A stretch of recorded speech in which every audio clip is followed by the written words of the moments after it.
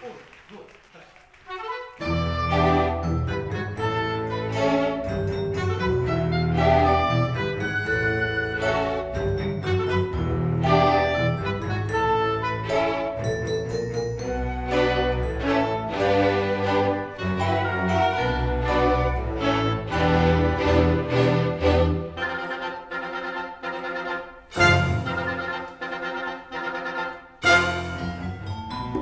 Quel gran genio del mio amico,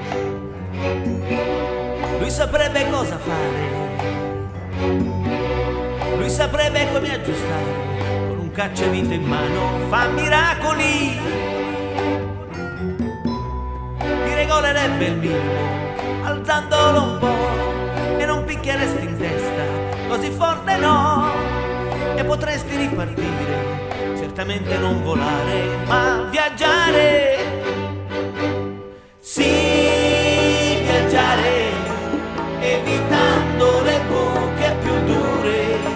senza per questo cadere nelle tue paure, gentilmente, senza fumo, con amore, dolcemente viaggiare, rallentando per poi accelerare, con un ritmo fluente di vita nel cuore,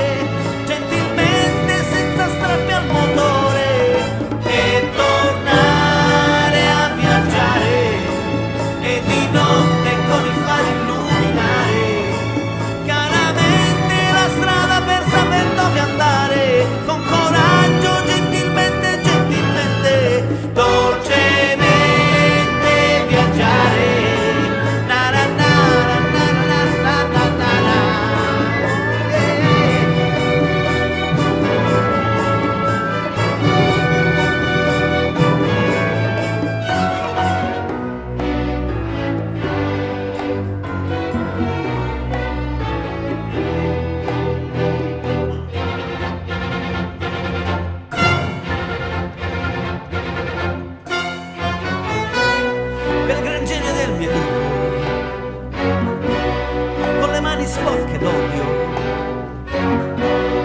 capirebbe molto meglio certo di buttare, riparare, pulirebbe forse il filtro, soffiandoci un po', scinderesti poi la gente, bella chiara dalla no, e potresti ripartire, certamente non volare, ma viaggiare. Sì, viaggiare, evitando le buche più dure, senza per questo cadere nelle tue paure,